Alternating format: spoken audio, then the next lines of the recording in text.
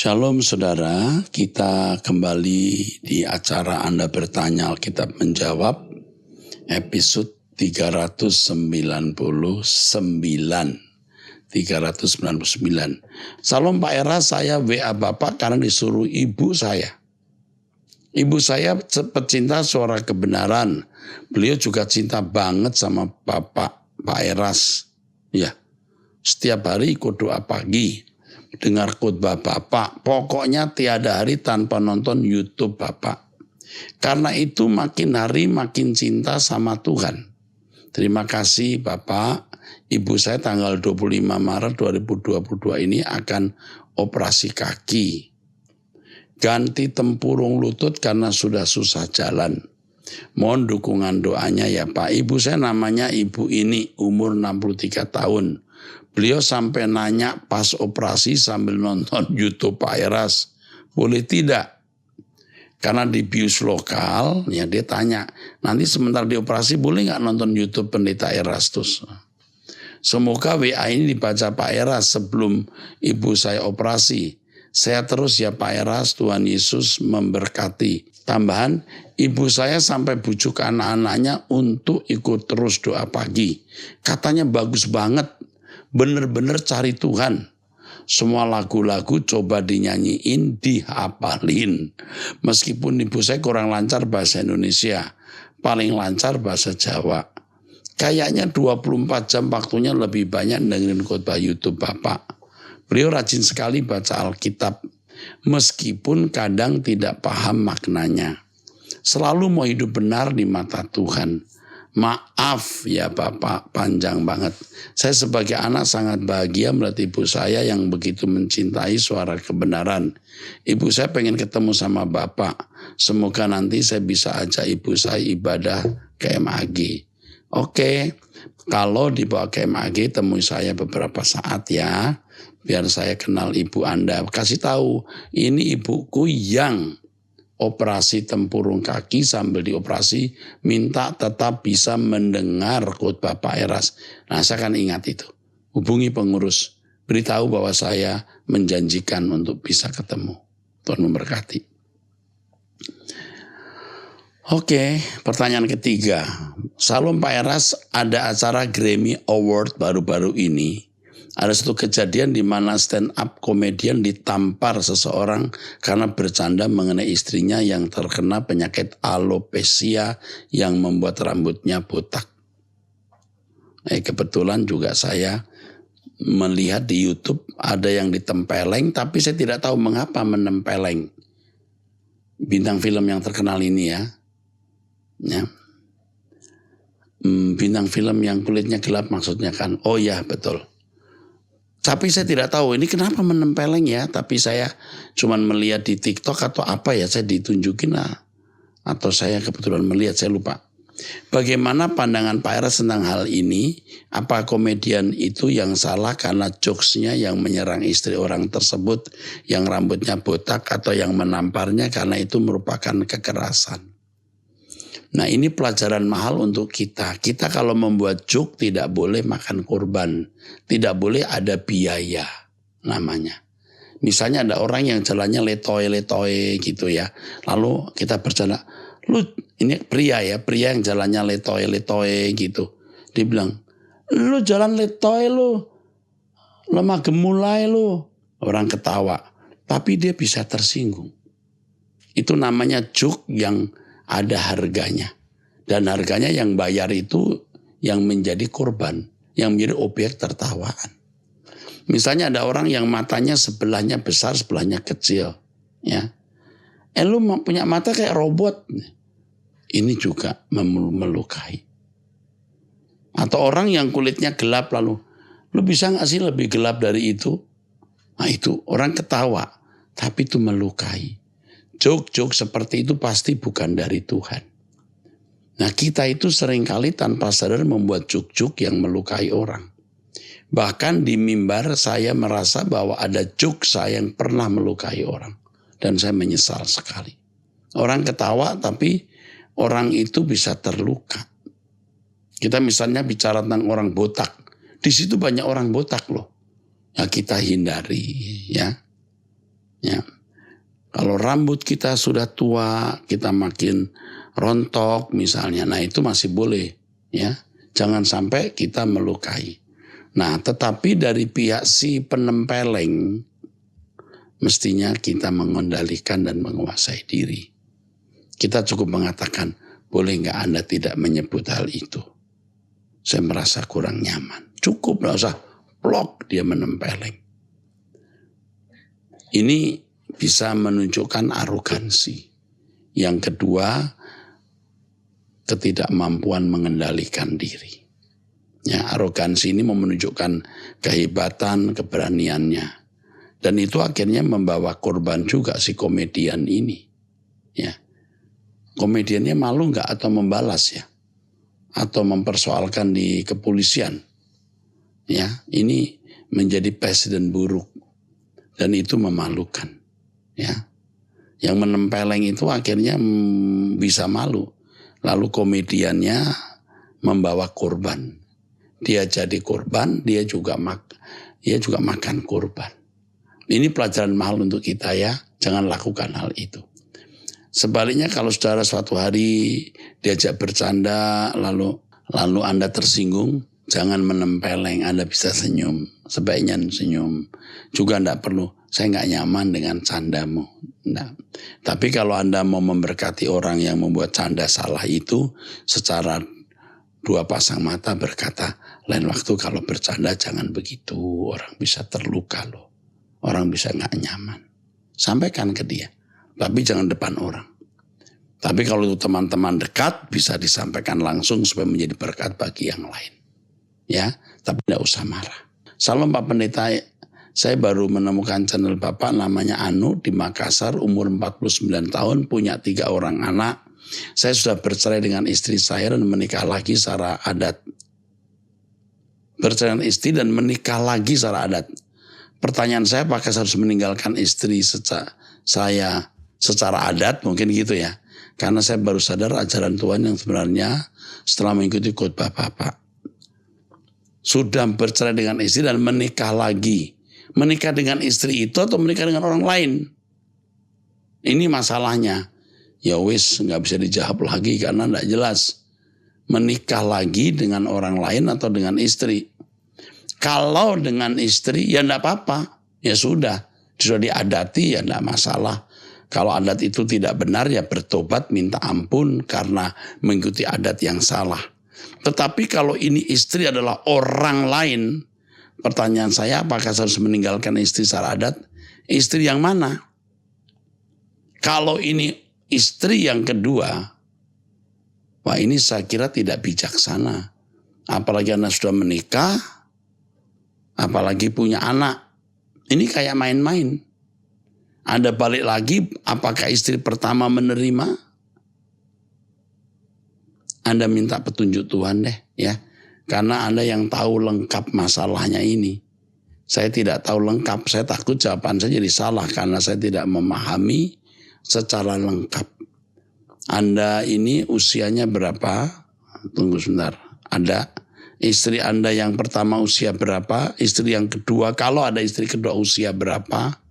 Istri kedua sempat punya anak tidak? Harus jelas. Baru saya bisa memberikan jawaban kalau analisanya cukup atau lengkap.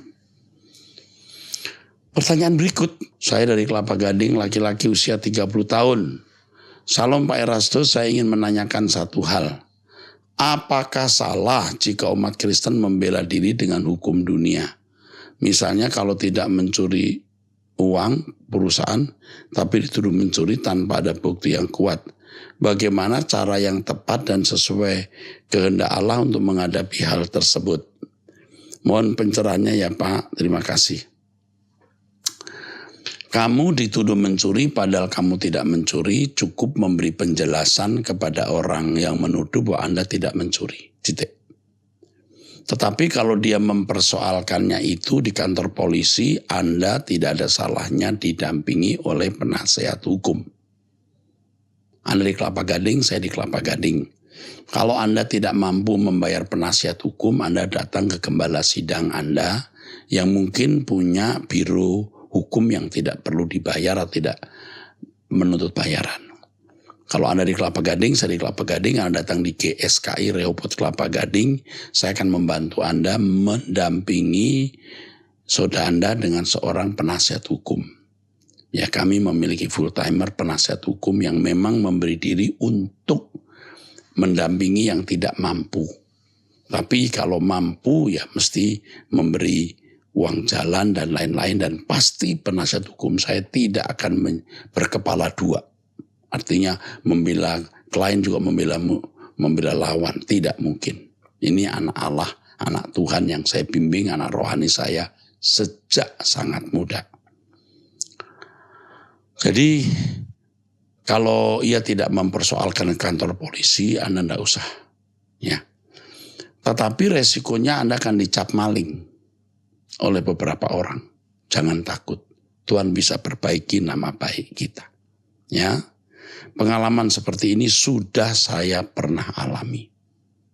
Saya sudah beberapa kali dan saya tidak mempersoalkan ini secara hukum. Ya, tapi kalau orang kemudian membawanya ke ranah hukum, nah saya harus juga memakai pengacara. Dan bila perlu untuk kebaikan ya saya harus minta klarifikasi. Supaya jangan merusak nama baik saya atau nama baik institusi atau lembaga yang saya pimpin. Saya ulangi, jika ini tidak sampai ke polisi, Anda diam saja dan mengalah. Dituduh mencuri tidak apa-apa. Yang penting Anda tidak mencuri, bukan? Nanti di pengadilan Tuhan semua akan dibuka. Hindari melaporkan sesuatu ke polisi atau sampai ke ranah hukum. Sebab kita ada di dunia yang jahat, yang seringkali yang benar menjadi salah. Melaporkan demi kepentingan masyarakat, malah yang dilaporkan masuk penjara. Bisa begitu. Itu dunia, ya. Anda yang benar, Anda melapor, tapi malah Anda kemudian yang menjadi yang bersalah. Sebab tidak sedikit, ya, manusia maju tak gentar, ya, membela yang bayar. Ya, gitu. Hati-hati, lebih baik hindari. Ibu rumah tangga usia 38 tahun. Pertanyaan, apakah salah menjadi pribadi yang tertutup? Kalau Tuhan menghendaki Anda tidak banyak bicara, ya jangan bicara. Tapi kalau Anda dikehendaki Allah untuk berbicara, ya jangan menutup diri. Ini bukan soal boleh atau tidak. Apa kehendak Allah dalam hidupmu? Ya, memang ada orang-orang yang berpribadi tertutup dan dia nggak boleh paksa diri jadi orang terbuka. Hanya tertutupnya itu harus untuk Tuhan, bukan untuk kepuasan diri. Maka orang harus bertumbuh dewasa dan hidup menurut pimpinan Roh Kudus. Apakah tertutup atau terbuka, buka mulut atau tutup mulut. Semua harus dalam pimpinan Roh Kudus. Bagaimana caranya mengetahui, ini yang kedua, kita sudah memiliki hubungan yang baik dengan Tuhan, dan bagaimana cara mengetahui bahwa kita sudah memiliki iman dan kepercayaan kepada Tuhan Yesus Kristus. Ini pertanyaan yang bagus. Saudara berkata kepada Tuhan, Tuhan aku percaya kepadamu, tapi Tuhan merasa dipercayai tidak. Tuhan aku mencintai engkau, Tuhan merasa dicintai tidak. Ini pertanyaan yang bagus. Jawabannya adalah Anda harus berhubungan langsung dengan Tuhan. Saudara akan merasakan damai sejahtera yang berbeda dengan damai sejahtera yang Anda pernah rasakan. Dan ini menjadi ciri kalau seseorang memiliki iman dan kepercayaan kepada Tuhan dan hubungan yang baik kepada Tuhan. Yang kedua, Anda punya perilaku berubah. Makin serupa dengan Yesus, tidak melukai orang, menjadi berkat bagi orang lain. Yang ketiga, Anda tidak lagi berbuat dosa. Apa yang saudara Anda lakukan sebelumnya, dosa-dosa yang Anda biasa lakukan, sekarang Anda tidak lakukan lagi. Yang berikutnya, Anda tidak tertarik lagi dengan dunia.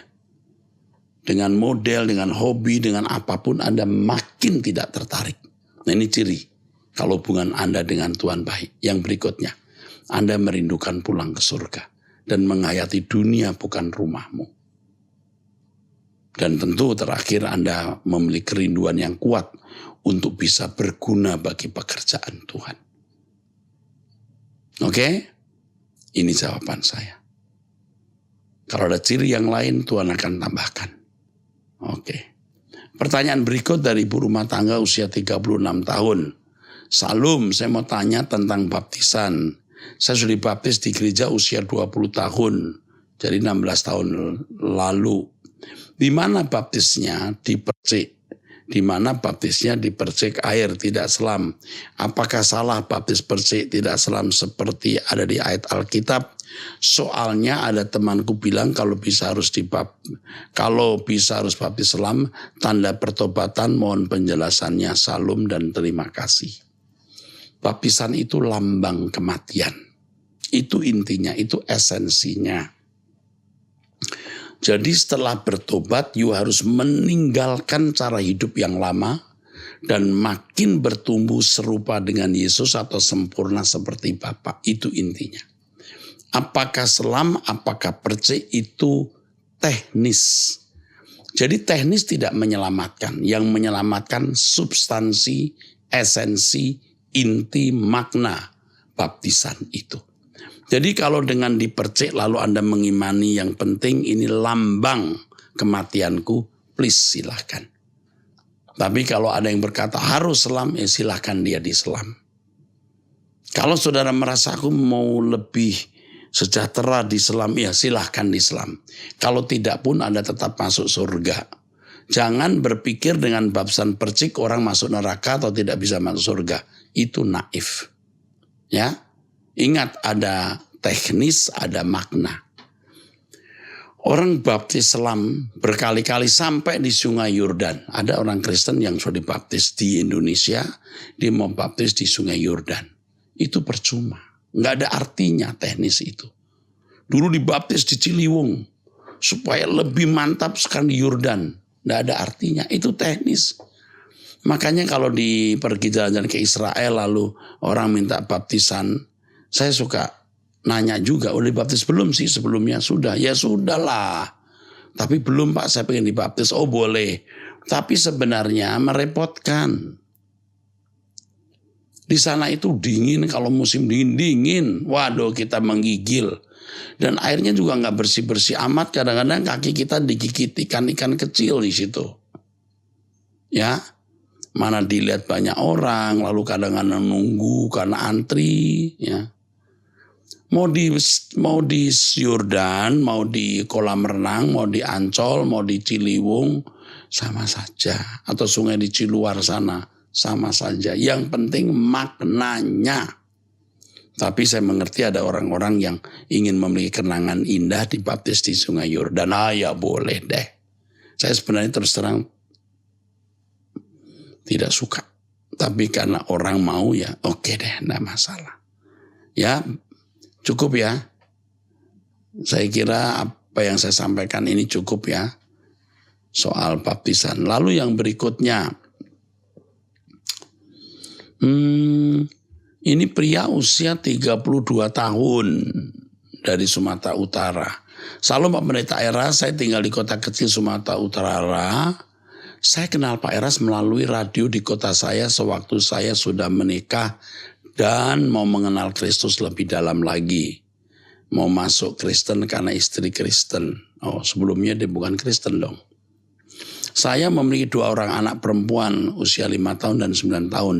Dan orang tua laki-laki serta seorang kakak perempuan yang tinggal satu rumah bersama kami. Orang tua dan kakak masih beragama lain. Ya. Keluarga saya tidak setuju menikah dengan wanita yang beragama Kristen. Keluarga yang lain beragama Buddha. Karena dikarenakan aku satu-satunya anak laki-laki dalam keluarga. Permasalahannya terus timbul dikarenakan perselisihan antara orang tua beserta kakak saya dengan istri saya. Orang tua saya sering berisik apabila bangun tidur dengan buang dahak, kadang-kadang berdehem dengan suara yang keras sehingga membuat istri saya terganggu dan terbangun dikarenakan istri bekerja di rumah sakit dan kadang harus beristirahat lebih lama dikarenakan istri saya seorang dokter jaga. Sampai-sampai saya membuat penghalang suara di pintu agar jangan terjadi perselisihan. Emosi yang kadang tak terbendung dari istri membanting pintu kamar menjadi makanan sehari-hari. Ini istri Anda terus terang belum dewasa, tidak rela berkorban, ya. Tapi pakai cara menutup pintu, kedap suara itu bagus, ya. Tapi kalau jadi istri mestinya tidak demikian. Ini untuk ibu-ibu ya. Tapi kalau untuk ibu yang banting pintu ini ya saya tidak berhak berkata mungkin. Saya hanya diam sedangkan orang tua dan kakak saya tidak berani membantah dan juga ikut menjaga ketentraman. Ini orang tuamu baik ini ya. Namun kadang-kadang karena kebiasaan bersuara keras sewaktu batuk menjadi kelepasan yang tidak disengaja. Saya yakin ada sedikit kejengkelan istri saya terhadap keluargaku dikarenakan dulunya mereka tidak menyukai istriku.